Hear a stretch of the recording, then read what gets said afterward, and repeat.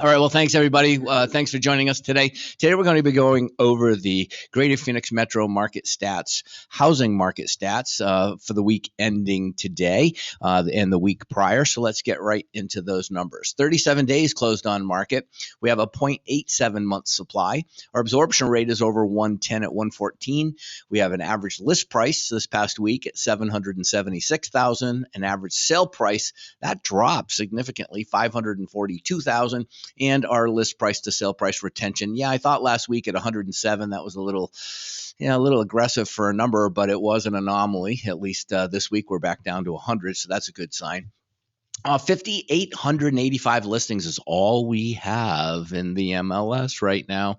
Pending is sitting at 4,877, and our closed units, this is month to date in January, sitting at 6,510.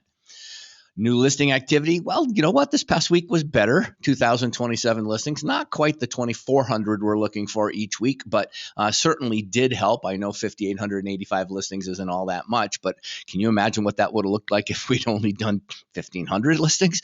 So this was a really good sign, sitting at 38 days closed on market. Look at our price ranges in the corner, 54%. So the under $500,000 market is creeping up. This was at 52% at the end of December. So just in the month of January alone, we've increased about 2% of the inventory in that under $500,000 range. And of course, as we all know, for decades, that's been about 73% of the entire MLS database. So when you're looking at the $500,000 to $1 million category, which is where a lot of homes, a lot of sales are taking place now in that particular price range, that's also at 32% right now, which is also above normal. That's typically more like 20%. And then, of course, our $1 million and up market for those who participate there, sitting at about 13% of the entire market. That's usually about 10.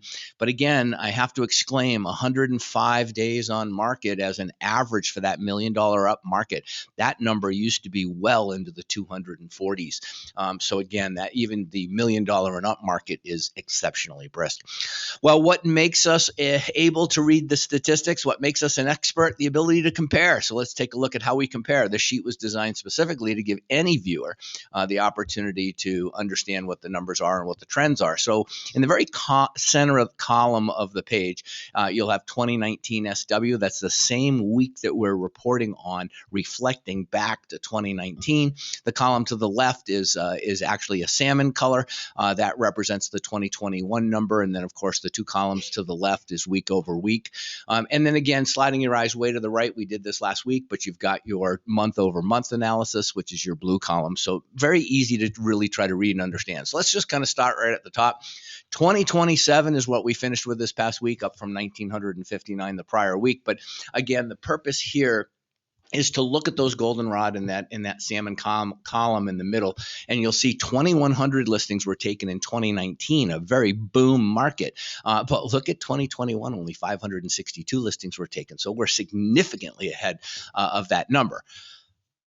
5,885 is where we're sitting for active inventory. We were only at very, very short amount in 2021. 2019, of course, we had 19,000 listings, but 706 of the active inventory right now are coming soon properties, just over 4,000, a single family detached. We have about 540 new homes in that mix. So the non-distressed inventory is totaling about 5,859 single family residential properties. We talk about the foreclosure moratoriums being over, but we're not seeing anything added. To reconfirm, ironically, when I was looking at this today, I looked at the goldenrod column in 2019. Look, we had 110 short sales on the market, 116 of the properties were lender banked owned. So when you slide your eyes to the left and you look at this past week, and we can go back for the last year pretty much, and these are in the single digits for the most part, significantly a fraction of the entire inventory. I actually use this chart to test my kids for color blindness. There you go. Well, that's why I now say it says 2019 SW in the center, because we do have a realtor at West USA, at least one, who is colorblind, and she asked me if I could explain it a little little differently. But funny you should say that. 4,877 people are active pending right now. That means a meeting of the minds of the seller and the buyers. 4,950 the prior week. 5,700 is where we were at last year, and 4,700 in 2019. So we are in excess of 2019's boom numbers. Not quite as many people in the marketplace, ironically, as we had last year. Taking a look at close numbers, it's almost the end of the month. You could say yes, it is, but numbers take about a week to determine the final month-end numbers. So here's where we're at right now. A quick glimpse: we're sitting at 6,510 closed units month to date. We were at 7,300 a year ago. So again, that's down about 11%. 4,248 is all we had closed in that banner year of 2019. So I guess today the focus is on the banner year of 2019 because it was such a good year. It's a great non-COVID indicator to benchmark, if you would, to be able to see where we are in those other avenues. And again, just to make sure we're all clear, you can have 110, listings of short sales, but only 13 were or 23 were closing, and again, we're just seeing less than 0.3% of an entire market.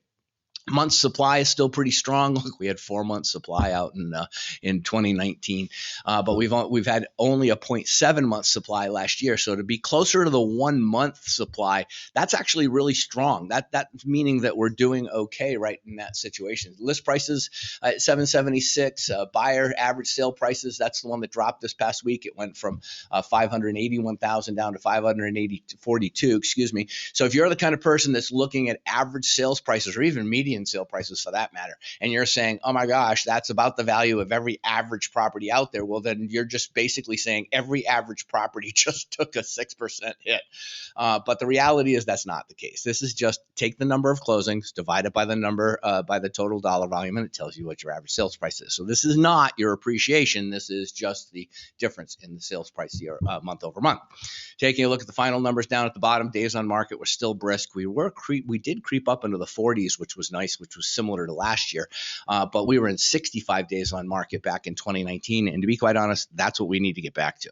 If we were back in that 45 to 60 day range at this particular moment, we'd be slow enough to be adding to our inventory. Looking at list price to sell price retention, so the 107 last week, thankfully that appears at least at this particular moment to have been an anomaly, but we're sitting at 100.85. So what does that mean? That is what the list price was at the time the seller accepted the contract, the difference between the list price and the contract price. This historically has been 97.8% for the last 17 years I've been recording these numbers. It's been averaging right about 90, so an average of about a 2% negotiation. Since COVID, that number's been closer to 100%, which just means the seller's not negotiating off the list price. And of course, today, Mike, with it being an exceptionally brisk market, there's a similar thing happening there.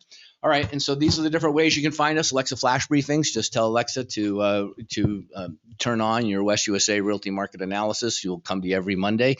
We change our numbers every Tuesday. And you can find us on Apple Podcasts, Instagram TV, Google Play, Spotify, and of course, my favorite, YouTube.com. All right, appreciate it as always, Todd.